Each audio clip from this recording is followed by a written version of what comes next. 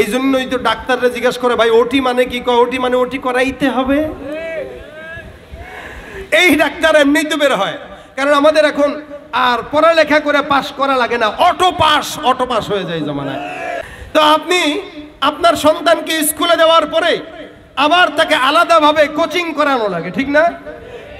স্যারকে দিয়ে কোচিং করাবেন তো দেখবেন আপনার সন্তান পাস করছে। আলহামদুলিল্লাহ আমাদের ছেলেদের মাদ্রাসায় যাদের ছাত্ররা পড়ে, ছেলেরা পড়ে, আপনি বলেন তো মাদ্রাসায় পড়ানোর পরে আলাদা কোনো কোচিং করানো লাগে? লাগে না। মাদ্রাসার কোনো ছাত্র আলাদা কোচিং লাগে না। স্কুলে পাঠাবেন, কোচিং লাগবে। বাংলার জন্য এক টিচার, ইংরেজির জন্য আরেক টিচার, সমাজের জন্য আরেক টিচার, বিজ্ঞানের জন্য আরেক টিচার। ওদিকে স্কুলেও টাকা দেয়, টিচারকেও টাকা দেয়। আবার টিচারকে আলাদা যদি হাদিয়া না দেয়, গিফট না দেয়, তাহলে পাস করায় না, 0 পাওয়া দেয়। আর যদি হাদিয়া তোফা ঠিক মতো পড়ে তো টিচার তারে বকলম হইলেও পাস করায় দেয়। আর ওই তখন ঢাকা মেডিকেলের মতো জায়গায় যে ওটি করাইতে হবে। আরে ওটি আমার মতো একটা মূর্খ, ডাক্তারি লাইনে আমি তো মূর্খই, আমিও তো বলতে পারবো ওটি মানে কি।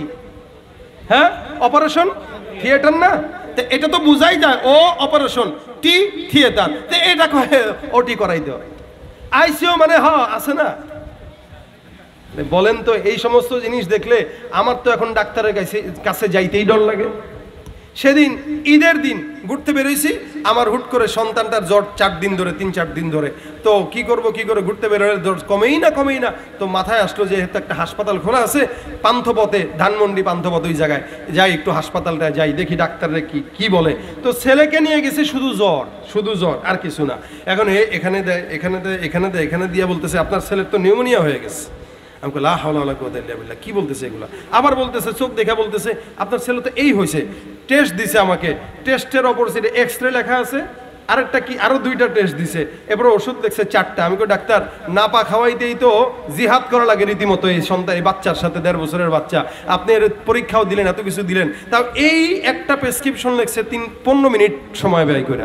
তো আমি সাথে ওই যে দেখছেন দাড়িওয়ালা ডাক্তার আব্দুল মুমিন, আমার পার্সোনাল ডাক্তার, দোস্ত মানুষ, আমি তারে ফোন দিলাম যে এমন ডাক্তারের কাছে গেছি, সে 15 মিনিট লাগায় খালি জ্বরের প্রেসক্রিপশন লিখছে।